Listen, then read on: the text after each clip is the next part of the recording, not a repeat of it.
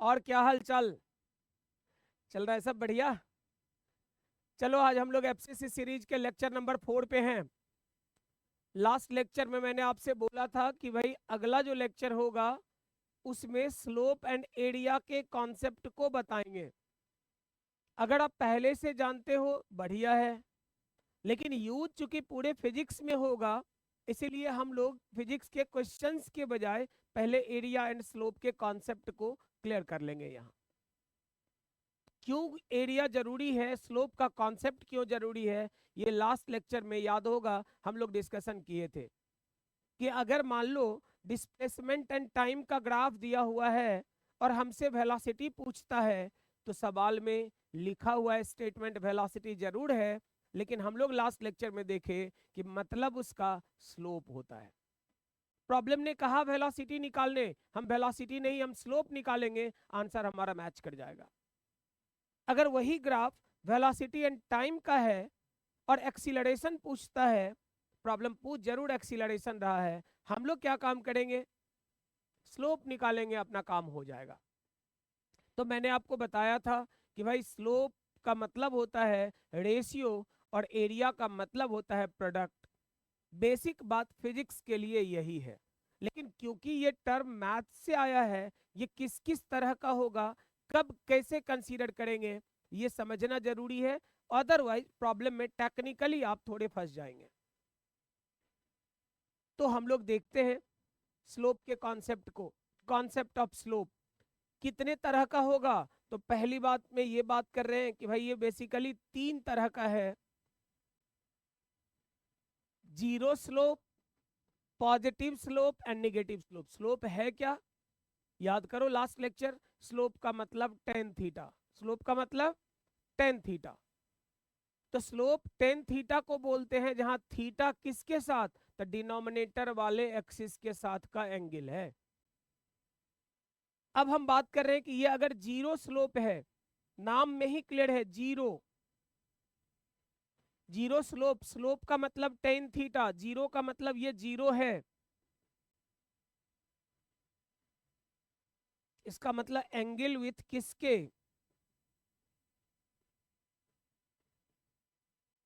X axis zero है। X axis के साथ का कितना डिग्री का एंगल है? जीरो है। अब देखो ग्राफ ऐसा जो एक्स एक्सिस के साथ जीरो एंगल बनाता हो। एक्स के साथ जीरो एंगल बनाने का मतलब क्या हुआ? तो देख लो, मतलब ये हो गया भाई,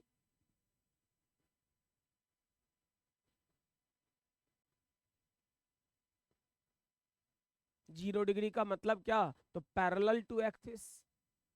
अगर एक्स एक्सिस के पैरेलल होगा तभी तो एक्स के साथ का एंगल कितना डिग्री? जीरो डिग्री, क्योंकि हम एक्स और वाई के बीच एंगल कहते हैं कितना डिग्री? 90 डिग्री। एक्स के पैरेलल कोई भी लाइन होगा तो उस लाइन के साथ एक्स एक्सिस का एंगल जीरो, मतलब ये जीरो स्लोप का मतलब हुआ कि graph parallel to X axis. X axis मतलब डिनोमिनेटर एक्सिस, क्योंकि हम जनरल फॉर्म यहां देख रहे हैं इसीलिए नाम में एक्स बोल रहे हैं, लेकिन फिजिक्स में फिजिकल क्वांटिटी जब इन्वॉल्व होगा तो जो डिनोमिनेटर में रहेगा वो वाला एक्सिस। क्लियर है? अगला टर्म आप कह रहे हो पॉजिटिव स्लोप। पॉजिटिव स्लोप का मतलब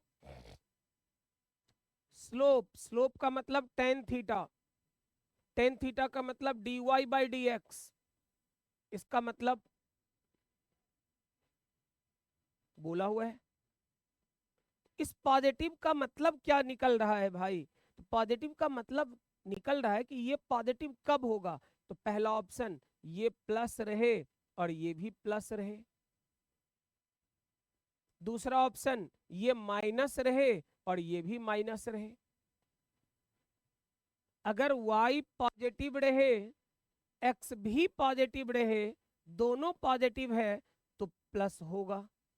अगर दोनों निगेटिव है तब भी प्लस होगा। लेकिन सोच के देखो, अगर ये प्लस और ये माइनस, तो plus by minus answer minus हो जाएगा। ये माइनस ये प्लस तब भी आंसर क्या? माइनस, मतलब निगेटिव स्लोप का केस बनेगा।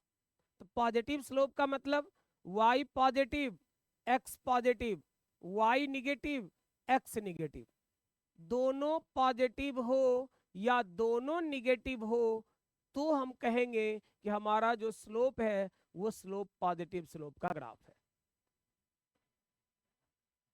दोनों निगेटिव या दोनों पॉजिटिव का मतलब क्या हुआ? तो x पॉजिटिव y पॉजिटिव, इसका मतलब ये कौन सा क्वाड्रेंट? तो ये फर्स्ट क्वाड्रेंट जहां पे x प्लस होता है और y भी प्लस होता है। अगर निगेटिव रहे तो दोनों निगेटिव, निगेटिव मतलब ये कौन सा क्वाड्रेंट? थर्ड क्वाड्रेंट जहां x भी निगेटिव होता है और y भी। इसका मतलब तय हो गया कि पॉजिटिव स्लोप का ग्राफ या तो फर्स्ट क्वाड्रेंट में होगा या फिर थर्ड क्वाड्रेंट में होगा। क्लियर है ये बात? क्योंकि आपको स्लोप पॉजिटिव करना है, ये तभी पॉसिबल है जब y पॉजिटिव हो x भी पॉजिटिव हो, या फिर y निगेटिव x निगेटिव। दोनों में कोई एक पॉजिटिव एक निगेटिव रहेगा तो रेशियो निगेटिव हो जाएगा, ये वाला मामला बन जाएगा। पॉजिटिव का बात कर रहे हैं तो तभी संभव है जब नोमिनेटर डिनोमिनेटर दोनों प्लस या दोनों माइनस हो। इसका मतलब आइदर इन फर्स्ट क्वाड्रेंट और इन थर्ड क्वाड्रेंट का केस बनेगा। अब कहोगे निगेटिव स्लोप का मतलब? निगेटिव का मतलब साफ हो गया, निगेटिव स्लोप, स्लोप मतलब टेन थीटा, टेन थीटा मतलब dy अपॉन dx, और दिस इज निगेटिव। निगेटिव कब होगा भाई? तो निगेटिव तभी होगा जब या तो कह लो ये प्लस है ये माइनस है, या फिर कह लो ये माइनस है ये प्लस है। y पॉजिटिव x निगेटिव या x पॉजिटिव y निगेटिव, ये वाला मामला रहेगा तभी पॉसिबल होगा। मतलब अगर y पॉजिटिव है और x निगेटिव है, y पॉजिटिव x निगेटिव, इसका मतलब ये मामला कौन सा? तो ये सेकंड क्वाड्रेंट का खेल है। तुम कहोगे नहीं नहीं y निगेटिव तो x पॉजिटिव, भैया ये कब का बात है? ये फोर्थ क्वाड्रेंट का खेल है। मतलब अगर आप कहते हैं तो ये यहाँ पे second quadrant, fourth quadrant, second quadrant में x तुम्हारा माइनस और y तुम्हारा प्लस है, फोर्थ क्वाड्रेंट में x तुम्हारा प्लस और y तुम्हारा। यहां से एक बात हम लोग कंक्लूड कर लिए कि निगेटिव स्लोप वाला ग्राफ या तो सेकंड क्वाड्रेंट का होगा या फिर फोर्थ क्वाड्रेंट का। क्लियर है? जीरो स्लोप का मतलब पैरेलल टू किसके? X axis. पॉजिटिव स्लोप मतलब first and third quadrant, negative slope मतलब सेकंड एंड फोर्थ क्वाड्रेंट। देख लो, अगर हम बात करें इसी स्टेटमेंट को एक्सप्लेन कर लेते हैं, जीरो स्लोप।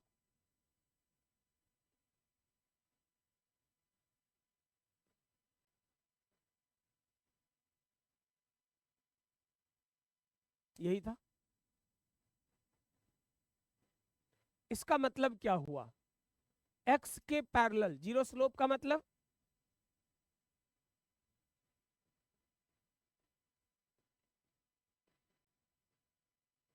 ये बात बढ़िया है, पैरेलल टू एक्स एक्सिस बोल दिए। क्या इससे सवाल बन जाएगा? नहीं, इसे समझना पड़ेगा। पैरेलल टू एक्स एक्सिस का मतलब क्या हुआ यार? मतलब ये हुआ कि एक्स तो बदल रहा है, वाई नहीं बदल रहा है। एक्स बदल रहा है लेकिन वाई नहीं बदल रहा है। मतलब कह सकते हैं कि y का जो वैल्यू है आपका, वो y कुछ और नहीं क्या है बच्चा? तो कांस्टेंट है। और कांस्टेंट का मतलब फिजिक्स में टर्म यूज करते हैं, इसी को क्या पढ़ते हैं? तो यूनिफॉर्म। जो एक जैसा है, जो कभी चेंज ही नहीं करेगा, हम उसका नाम यूनिफॉर्म बोलेंगे। अब जरा ध्यान देकर देखो, ये एक्स वाई के लिए तो अच्छा है। अगर हम बात करें कि भाई y डिस्प्लेसमेंट कह रहे हैं और टाइम, इसका ग्राफ हमने खींच दिया, कहेगा इस ग्राफ के बारे में बताओ। टाइम के पैरेलल है, मतलब आप क्या कहोगे? स्लोप। स्लोप क्या है? ग्राफ किसका है? तो ग्राफ है डिस्प्लेसमेंट और टाइम का। डिस्प्लेसमेंट टाइम के स्लोप को क्या बोलते हो? वेलोसिटी। वेलोसिटी 0 है। इसका मतलब कहोगे क्या 0 दिया रहेगा? नहीं, कहेगा कि अगर किसी पार्टिकल के डिस्प्लेसमेंट एंड टाइम का वेरिएशन ग्राफ इस तरह का है तो पार्टिकल के बारे में बताओ। If displacement covered by particle varies with time as shown in figure, then option देगा पार्टिकल के बारे में कि देन पार्टिकल इज ऑप्शन में at rest, moving with constant velocity, moving with acceleration, moving with retardation. तुम कहोगे velocity 0 कहां दिया? बोला तो कि रेस्ट। अगर 0 वेलोसिटी है इसका मतलब है कि पार्टिकल किस अवस्था में है?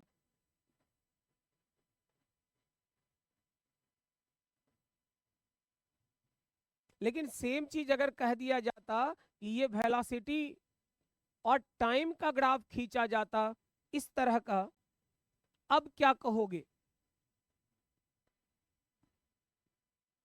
हम लोग कहेंगे कि भाई वेलोसिटी और टाइम का ग्राफ है, पैरेलल है। पैरेलल मतलब स्लोप, स्लोप मतलब 0।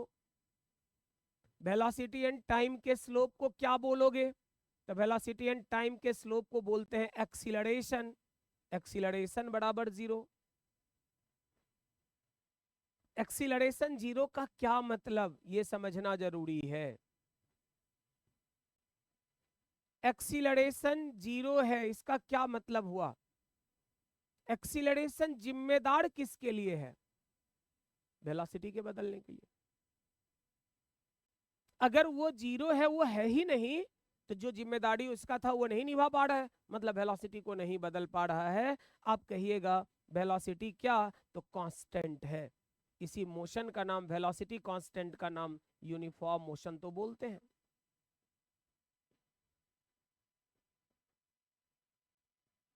आपको कहेगा वेलोसिटी का वेरिएशन टाइम के साथ ये दिखाया हुआ है, बोलेगा मोशन के बारे में कुछ बताओ। मोशन कौन सा? यूनिफॉर्म मोशन है ये। क्लियर है ये बात? अगर यही बात एक्सीलरेशन और टाइम के बीच का होता तो particle is moving with uniform acceleration, मतलब एक्सीलरेशन कांस्टेंट है। आगे चल के पढ़ेंगे कि कांस्टेंट होने का फायदा, आप फ्री हो, कैनेमेटिकल इक्वेशन बड़े आराम से लगा सकते हो, इसमें कहीं कोई दिक्कत वाली बात नहीं है। तो क्लियर है ये बात कि अगर हमारा 0 स्लोप रहेगा तो 0 स्लोप का मतलब क्लियर हो गया कि y x के बीच में खींचे, y कांस्टेंट है, मतलब यही हो गया कि यूनिफॉर्म वाला मामला है।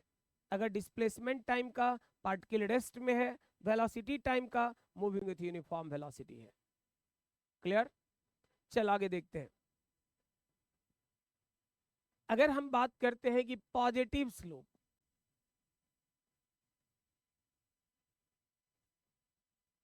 जीरो के बाद का मामला क्या था? पॉजिटिव। देखो, मैंने कहने के लिए आपसे बोला कि भाई फर्स्ट एंड थर्ड क्वाड्रेंट, मैं अभी भी यही बात बोल रहा हूं, बस एक छोटा सा बदलाव के साथ। कहोगे क्या? फिजिक्स में यूज होने वाला ज्यादातर जो फिजिकल क्वांटिटी का टर्म है वो टाइम डिपेंडेंट इक्वेशन दिया रहता है। अगर हम मान लो इधर किसी को भी रखें लेकिन इधर टाइम रख दें, कहोगे इधर मतलब displacement, velocity, force, energy etcetera कोई भी, लेकिन इधर में टाइम इन्वॉल्व हो गया, अगर हुआ 90% केस में टाइम के साथ ही ग्राफ दिया रहता है। तो अगर टाइम इन्वॉल्व हो गया तो एक बात बताओ, क्या कभी टाइम निगेटिव, ये तो ओरिजिन है ये जान रहे हो, इसका मतलब इधर पॉजिटिव और इधर, क्या टाइम निगेटिव पॉसिबल है? अगर नहीं है तो ये वाला ग्राफ नॉन एग्जिस्टिंग हो जाता है। ऐसा नहीं कि उधर नहीं है, मैं नहीं बोल रहा हूं कि मैथ्स के रूल के हिसाब से उधर नहीं होगा, होगा, लेकिन क्योंकि हमारा एक्सिस टाइम का रहेगा इसलिए हमें दिमाग में बैठा के चलना है कि मेरा ग्राफ थर्ड क्वाड्रेंट में नहीं जाएगा, मेरा ग्राफ ज्यादातर कौन से क्वाड्रेंट में? तो फर्स्ट क्वाड्रेंट में रहेगा, पॉजिटिव स्लोप वाला। क्वाड्रेंट का फैसला कैसे लोगे? जहां से पार्टिकल मोशन स्टार्ट करेगा उसको ओरिजिन मानते हुए एक्सिस खींच लेना, जहां से मोशन स्टार्ट करेगा उसको ओरिजिन मानते हुए एक्सिस खींच लेना। क्वाड्रेंट का फैसला फर्स्ट, सेकेंड, थर्ड, फोर्थ, अगर पॉजिटिव स्लोप है फर्स्ट क्वाड्रेंट में होगा। अब कहोगे फर्स्ट क्वाड्रेंट में होगा, स्लोप का मतलब टेन थीटा होता है, एंगल कैसे नापेंगे? कॉन्सेप्ट समझ लीजिए एंगल नापने का। तो एंगल इधर से ही तो देखे हैं,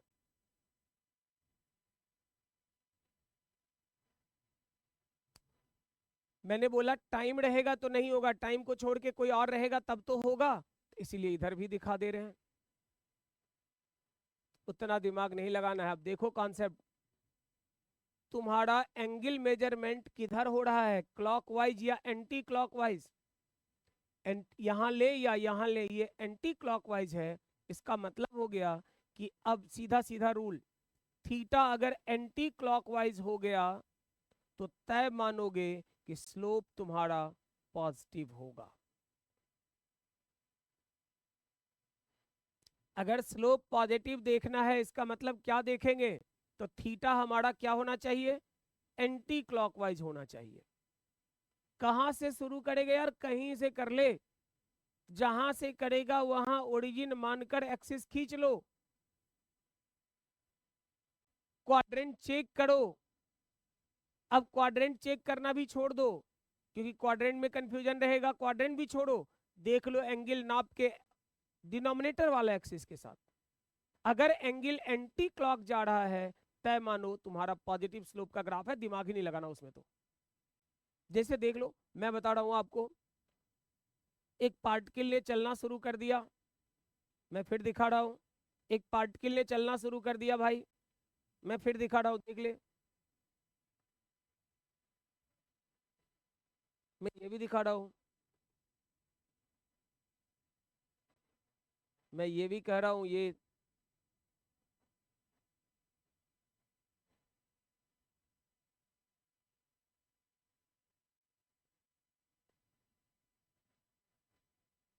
इन सभी केस में कॉन्सेप्ट समझो, किसके बीच है नहीं पता, displacement time, velocity time, acceleration time, force time, energy time, किसी का नाम ले लो कोई दिक्कत नहीं, दो एक्सिस का इन्वॉल्वमेंट है ना, यहां से स्टार्ट किया, यही हमारा ओरिजिन है, ये हमारे लिए हॉरिजेंटल और vertical X and Y axis, ये एंगल जरा सोचो तो ये स्लोप कैसा,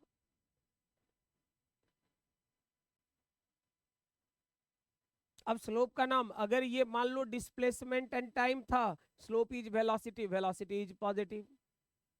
अगर वेलोसिटी एंड टाइम था, slope is acceleration, acceleration is positive. आगे चल के पढ़ोगे, अगर ये मोमेंटम एंड टाइम है तो मोमेंटम एंड टाइम के स्लोप को फोर्स बोलते हैं, फोर्स इज पॉजिटिव। तो जो टर्म रहेगा वैसा हो जाएगा, स्लोप का मतलब अलग से पिछले क्लास में मैंने डिस्कशन किया था, और हम बार बार जब जब फिजिक्स में आएगा फिजिकल क्वांटिटी का रिलेशन, तो रेशियो वाले को हमेशा स्लोप बोलते चलेंगे। जैसे जैसे टॉपिक आगे बढ़ेगा, टर्मिनोलॉजी हमारे सामने आएगा, डिसीजन हम लेते चलेंगे। लेकिन अभी का बात अगर करें कि पॉजिटिव निगेटिव का फैसला, तो ये देखकर पता चल रहा है एंटी क्लॉक है मतलब पॉजिटिव होगा। कहोगे तो इसका कैसे कीजिएगा, यार कुछ नहीं करना है, जहां से स्टार्ट किया तुम वहीं ओरिजिन मान लो, एक्सिस खींच दो, कर दिए। ये एक्सिस पे नहीं, यहीं पे, यहां से एंगल नाप के देखे, एंटी क्लॉकवाइज है, एंटी क्लॉक का मतलब स्लोप हमारा, क्यों, क्योंकि थीटा हमारा ACW है, थीटा हमारा ACW है। कहोगे यहां से स्टार्ट कर दिया, कर दो, यहां से एंगल नाप लो, थीटा तुम्हारा अभी भी एंटी क्लॉकवाइज है, इसका मतलब तुम्हारा हो गया स्लोप क्या होगा, बस पॉजिटिव होगा। इसके लिए यहीं ले लो एक्सिस, अभी भी तुम्हारा एंगल देख लो, थीटा तुम्हारा एंटी क्लॉकवाइज है, स्लोप तुम्हारा पॉजिटिव होगा। अभी कहोगे ये ले लो, कोई दिक्कत वाली बात नहीं है,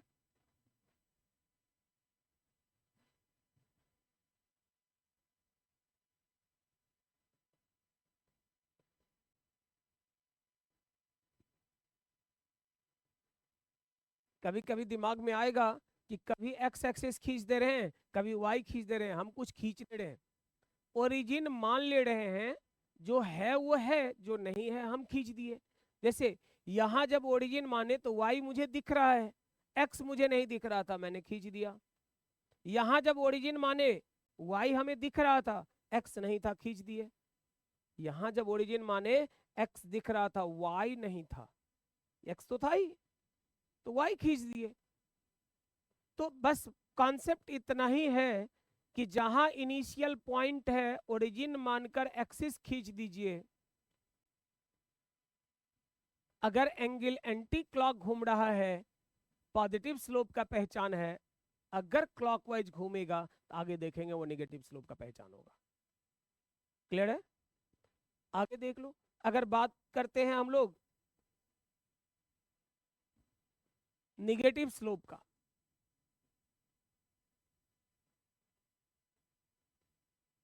नाम से ही साफ है कि निगेटिव स्लोप। निगेटिव स्लोप का मतलब अभी पढ़े थे, कौन से क्वाड्रेंट में जाएगा? तो आप कहोगे सेकंड क्वाड्रेंट, और कौन सा? Fourth quadrant. ठीक बात है भाई, इधर या इधर। वंस अगेन मैं समझा रहा हूं, क्योंकि ज्यादातर सवाल हमारा टाइम को इन्वॉल्व करके रखेगा। एक्स एक्सिस पे अगर टाइम रहा तो ये वाला नॉन एग्जिस्टिंग ग्राफ हो जाएगा। क्यों नॉन एग्जिस्टिंग? क्योंकि इधर में टाइम निगेटिव, नॉट पॉसिबल। अगर रहेगा तो मैं बोल रहा हूं, मैं ये नहीं बोल रहा हूं।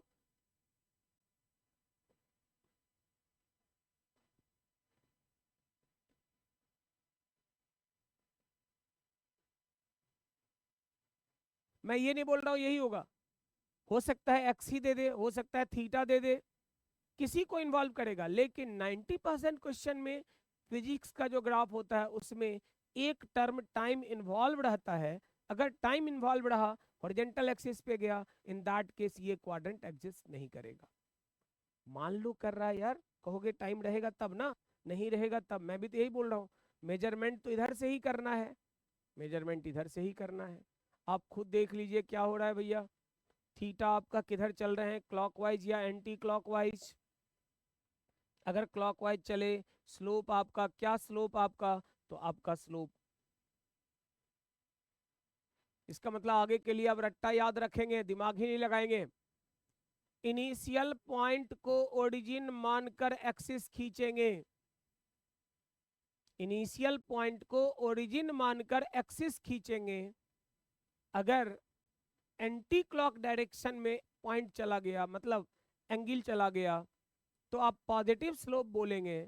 अगर क्लॉकवाइज डायरेक्शन में चला गया, निगेटिव बोलेंगे।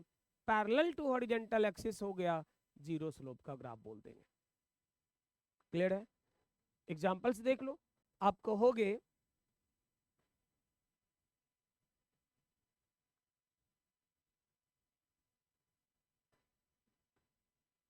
तुम कहोगे यहीं से क्यों? तुम्हारी मर्जी, तुम जहां से ले लो भाई।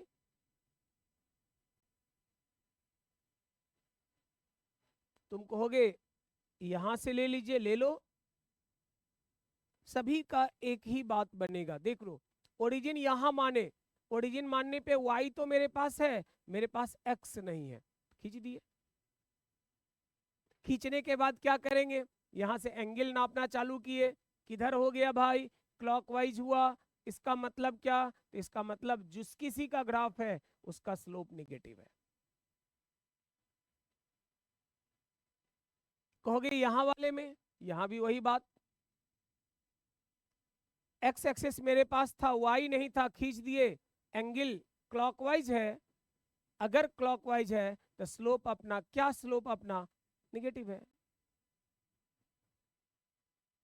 कहोगे इस वाले में, ओरिजिन में हमारे पास एक्स भी है, वाई भी है, हमें कुछ नहीं करना पड़ेगा, क्लॉकवाइज है, मतलब स्लोप हमारा नेगेटिव है। तो कब हमारा स्लोप पॉजिटिव है, कब हमारा स्लोप नेगेटिव है, इसमें तो कोई दिक्कत नहीं है। अब आप कहिएगा कि स्ट्रेट लाइन में तो आप बता दिए, लेकिन अगर कर्व रहेगा तो? मैंने बोला था लास्ट लेक्चर में, कर्व कुछ नहीं होता।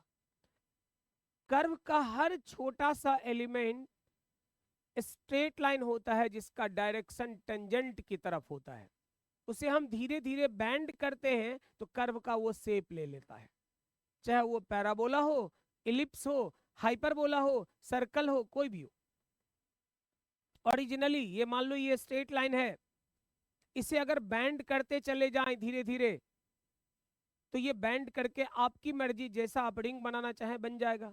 अब मैं पेन को तो तोड़ूंगा नहीं तुम्हारे लिए, तो घर में बैठ के तुम एक काम जरूर करोगे कि तार ले लेना, जो किसी भी काम के लिए पतला वाला जो तार होता है एल्युमिनियम का, उस तार को स्ट्रेट रखो, स्ट्रेट रखने के बाद धीरे धीरे धीरे धीरे मोड़ना शुरू करो। अब बैंड करोगे, देखो वो स्ट्रेट लाइन क्या हुआ, तो सर्कल का रूप ले लेगा, मतलब रिंग बन जाएगा। उस रिंग का एक छोटा सा एलिमेंट काटकर अगर अलग करोगे तो वो एलिमेंट किसी को दिखाओगे, क्या बोलेगा रिंग है? नहीं, वो बोलेगा स्ट्रेट लाइन है, क्योंकि बहुत छोटा है, वो देखने में कर्व जैसा नहीं, वो तो स्ट्रेट लाइन दिखेगा। हाँ, जब धीरे धीरे मुड़ गया पूरा तो रिंग बना था। तो हमेशा याद रखिएगा कर्व का हर पॉइंट अपने आप में स्ट्रेट लाइन होगा जिसका डायरेक्शन टेंजेंट की तरफ होगा। तो अगर मुझे कर्व पाथ पे निकालना है तो कोई दिक्कत नहीं है, कर्व पाथ पे जिस पॉइंट पे देखना है उस पॉइंट पे टेंजेंट खींचेंगे। टेंजेंट मतलब हिंदी में पढ़े होगे स्पर्श रेखा, तो वो स्पर्श रेखा टेंजेंट खींचेंगे और उस जगह को ओरिजिन मानकर ये देखेंगे कि उस टेंजेंट वाले का एंगल किधर है। अगर एंटी क्लॉकवाइज है तो पॉजिटिव स्लोप, क्लॉकवाइज है तो निगेटिव स्लोप, अगर पैरेलल टू एक्सिस है तो जीरो स्लोप। क्लियर है? ये देख लो, तुरंत हम कर्व का एग्जांपल भी देख लेते हैं। मान लो displacement covered by particle varies as shown in figure, then velocity of particle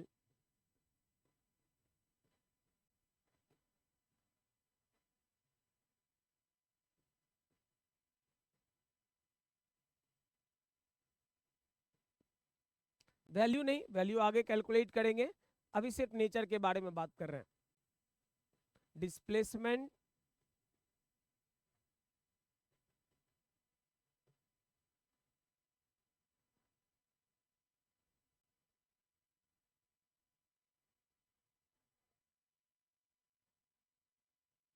एक जगह का नाम दिया गया ए बी सी,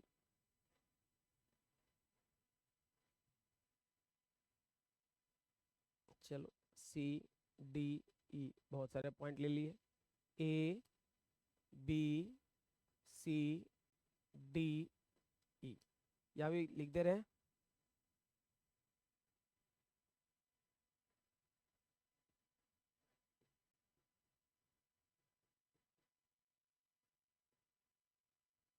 देखो मुझे ए पे चाहिए भाई, अब ये तो कर्व है, डिसीजन कैसे लेंगे?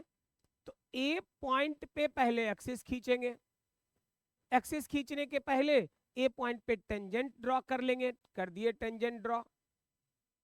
अब टेंजेंट से काम नहीं चलेगा, एक्सिस चाहिए मुझे, एक्सिस मेरे पास ना तो एक्स दिख रहा है ना वाई दिख रहा है, इसीलिए एक्स वाई दोनों ड्रॉ किए।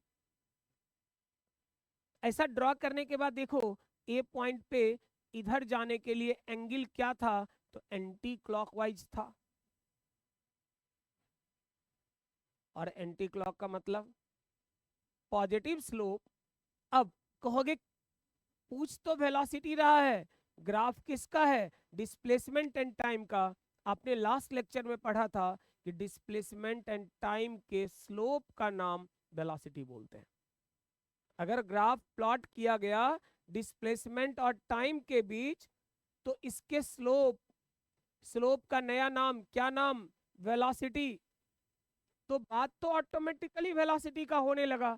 तो हम लोग कह रहे हैं ए पॉइंट पे वेलोसिटी जो कहोगे, वेलोसिटी एट ए कैसा? अब हम चलते हैं बी पॉइंट पे। बी पॉइंट का मतलब है यहां टेंजेंट खींचेंगे। अब कुछ करने का जरूरत ही नहीं, देख लो ये टेंजेंट तुम्हारा एक्सिस के पैरेलल है। पैरेलल मतलब जीरो स्लोप, स्लोप मतलब वेलोसिटी। इसका मतलब कहोगे कि बी पे वेलोसिटी जो होगा, डिस्प्लेसमेंट एंड टाइम के स्लोप का नाम वेलोसिटी है, और वो टाइम के पैरेलल होने के कारण क्या हो गया, जीरो। अब कहोगे सी पे, चलो सी पे टेंजेंट खींच लो भाई, खींच दिए। तो टेंजेंट खींचने से काम नहीं चलेगा, एक्सिस तो चाहिए, तो चाहिए कर दो। अब क्या होगा, तो एक्सिस के बाद यहीं से काम नहीं होगा, एंगल तो नापना पड़ेगा। एंगल कैसे मेजर करोगे, तो यहां से घूम गए। जरा देखिए ये जो एंगल घूमे आप, कौन सा डायरेक्शन था, क्लॉकवाइज या एंटी क्लॉकवाइज? एंगल क्लॉकवाइज है। अगर एंगल क्लॉकवाइज है इसका मतलब सी का वेलोसिटी क्लियर है। तुम कहोगे डी पे चलिए, फिर से टेंजेंट ड्रॉ करो, कुछ कहना कहाँ है, वेलोसिटी ऑफ डी जो तुम्हारा है वो, कहोगे आप कैसे कहे जीरो, देख लो ना पैरेलल टू एक्सिस है इसलिए जीरो हो गया। अगला पॉइंट अपना ई है, ई पॉइंट पे चलते हैं, फिर टेंजेंट खींचते हैं, और टेंजेंट खींचने के बाद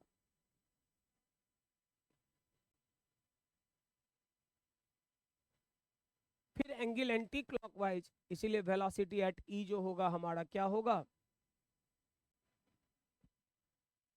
तो किसी भी तरह के ग्राफ में बड़े आराम से एनालाइज करके आप दिखा सकते हैं कि आपका स्लोप पॉजिटिव होना है, निगेटिव होना है, या जीरो। स्लोप का मतलब क्या होगा ये लास्ट लेक्चर में हम लोग देखें। कोई दिक्कत वाली बात है तो बोलो। अब आज यहीं तक करेंगे, इसके आगे अगले लेक्चर में मैं ये बताऊंगा कि स्लोप का मतलब अगर वेलोसिटी है तो वेलोसिटी यार बढ़ भी सकता है, घट भी सकता है, कांस्टेंट भी। तो ये फैसला कैसे लेंगे कि स्लोप इंक्रीजिंग है, डिक्रीजिंग है, या कांस्टेंट है। फिर ये किस में, तो पॉजिटिव में भी और निगेटिव में भी। तो इसका डिटेल डिस्कशन अगले लेक्चर में करेंगे, और फिर उसके बाद इसके एग्जांपल्स पे बात करेंगे।